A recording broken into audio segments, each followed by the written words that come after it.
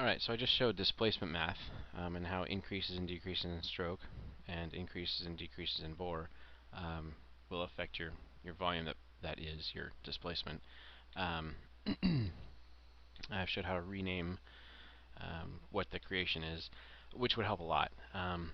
I know people will create names that are outrageous or are unacceptable. Maybe what Turn 10 could do would be to give us some drop-down menus, 2 or 3 wide, and just allow us to pick, applicable names. So like we've picked built a Chevy small block, or we've built a Ford big block, or we've built a BMW inline 6 or a Honda inline 4. Just something that lets buyers on storefront or auction house know what it is exactly they're getting.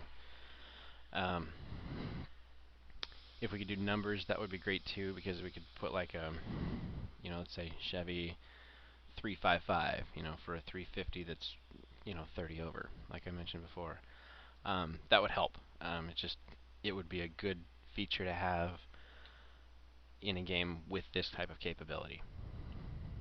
Now this program is new enough that they could have had Generation 3 and Generation 4 engines included. That's everything from 1997, so LS, LS1, LS2, all the way through, but they didn't. These are Generation 1 and Generation 2. Everything from 1955 on through LT. So LT1, LT4, that was 96. So here's a Generation 1 or 2 350 with a 4-inch bore and a 3.48-inch stroke. LS1 is different. They've changed that. It's a Chevy small block. It's smaller bore, longer stroke. Here I've got a file. I'll just bring it up and show you.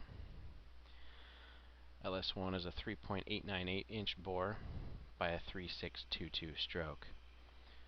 So 3898, 3622. Put those in here.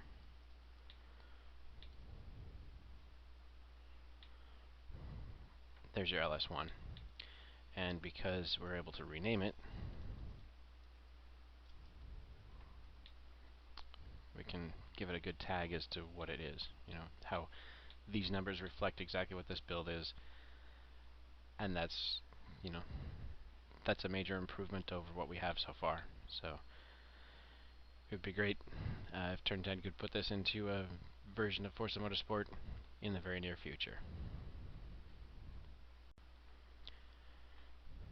Alright, let's start the last section. Let's go ahead and clear this. There's one last thing I would like to really see Turn 10 implement into a near future version of Forza Motorsport. It does actually fall under the camshaft, so yeah, there's this technical math here, like I was explaining earlier. But this is what I'd really like to see: is cam installed, advanced, retarded, and it's talking about cam timing. Advanced, you'll see, is I don't know if you can see it. It's a parenthesis with a positive number. Retarded is a parenthesis with a negative number. This program allows adjustments from 15 degrees retarded to 15 degrees advanced, passing through 0 degrees, or top dead center. Advanced timing is a positive number, enhances torque by sacrificing horsepower. Retarded timing is the negative number, and it enhances horsepower by sacrificing torque. Now there are diminishing returns within each of those statements, which means you can't just get the best results by jumping straight to negative 15 or positive 15. Whichever one you wish to enhance. If you want to enhance torque, start at 0 and start advancing the timing, because then you're enhancing torque. If you want to enhance horsepower, start at top dead center and start retarding. And you're gonna have to go little by little until you get the the numbers you like. You can actually change how much power each produces and where the power is most applied in the rev range by advancing or retarding your cam timing. And I'll show that in an example in just a second. Alright, so I just finished explaining how or what cam timing is. Now I want to show you how it gets applied in the real world. Here's a saved file. Let's make it a little bit easier to read. There's nothing down here that we're missing. So here's a 302 Ford, the bore, the stroke. It's one thing I would like to see added. It would be great. Um, here's the cam timing. Here's the example. The green line is torque. The red line is horsepower. You see this particular engine is a torque monster, and I don't mean it because it's, say 900 foot-pounds of torque and 775 horsepower. I just mean in relation torque to horsepower. It is definitely a torque monster. That's what it's got. I would shift this engine, shift gears at 4,000, maybe right in here at 4,200 RPM or so, and just use all this right here. I wouldn't even be worried about. Let's see, it looks like it hits the 3,000 horsepower limit at 5,000 RPM, maybe a little bit more, about 5,500. But this engine, here's its strength. It's at top dead center. This engine needs help getting more airflow in the upper RPMs. So 5,500, 6,000 RPM, 7,000 RPM. It could use a nice cam change. It could use better flowing cylinder heads. Maybe larger valves. Just something to get more airflow. Maybe a higher flowing manifold. Something. But this is a great example because we are going to make horsepower. Not by changing anything at all except for the cam timing. So let me just show you real quick what the numbers are on the chart. 362 foot-pounds of torque is its peak, and that's at 3,500 RPM. 5,000 5,000 RPM is where the horsepower peak is, and that's at 300. So we want to retard the timing. That is, we want to raise horsepower, or raise everything at this side, and we're going to sacrifice torque. Because we have extra torque to give, we need to boost this up a little bit. Let's go back here. And to shorten it, I already know where this engine does pretty well. 7 degrees retarded. Remember, like I said, you can't just jump to negative 15 or positive 15 and get the best effect. You have to play around with it. But in the interest of time, 7 degrees retarded. I'll just flip real quick here, back to stock. Let you get a look at that. And back to 7 degrees retarded. This engine has just earned more horsepower. And all I've done is I've changed where the spark plug fires when the piston is in its 4-stroke cycle. This means it's 7 degrees on the downstroke before the spark plug fires when everything happens. So torque got sacrificed, horsepower got raised. We'll take a look at the actual table. This number, 3,500, it used to be 362, now it's down to 354.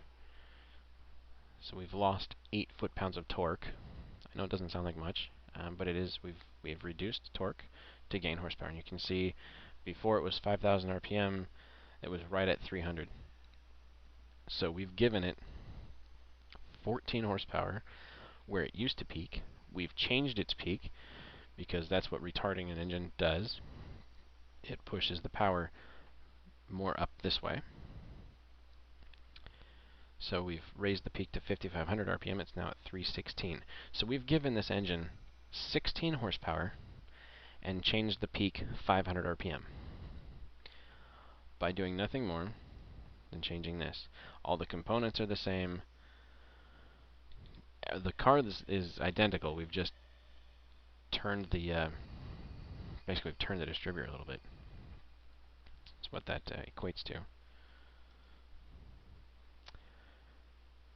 So you can see what are some of the parts in the game that'll give you 16 horsepower and how many credits do you have to spend. In the real world, you don't have to spend any credits if you're willing to sacrifice torque to get horsepower, or vice versa. If this car had a whole lot of horsepower and the graph just kept climbing and torque just died, we could advance the timing, and that would pull horsepower down and raise the torque. This engine is still good for a tight, twisty technical course. You're not going to reach 100, maybe 120 miles per hour, but you want to keep it down here. But we've given it extra horsepower, so you've got that passing punch, I guess if you want to call it that. Um, and we haven't spent any credits in the game or anything like that. Some practical uses in Forza Motorsport. Um, in the career mode, there are some races that are limited by power. So there are some cars out there, and a couple of examples I can think of. There's the Maserati Gran Turismo is rated at 405 horsepower, and there is a 400 horsepower limit career race.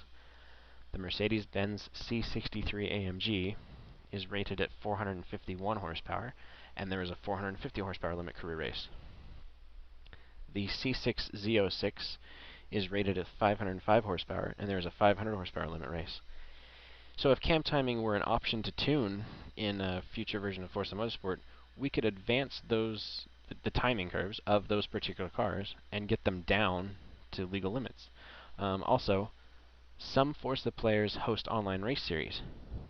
Now, with cam timing, I'm going to throw out one more term there too, rewards weight. If you don't know what it is, it's Speed World Challenge uses it. It penalizes the winners and rewards the losers, basically. Add weight, take out weight, depending on your position. If we could adjust the timing, then the stewards of these online race series could take away power, for the people that are running away from the field, and add power to the people who need to catch up. And so, with those two things, you could cluster the field, just and get the tight racing, like many race series aim for. So there are just two things out of this whole video series that I've created that I would really enjoy Turn 10 implementing. The displacement math, bore and stroke, buying blank engine blocks, bare blocks, and different size crankshafts, and engine timing, or cam timing to, look right there. More power, presto, changeo. So that's it. Thank you for watching, and I hope Turn 10 gets the messages. Thank you.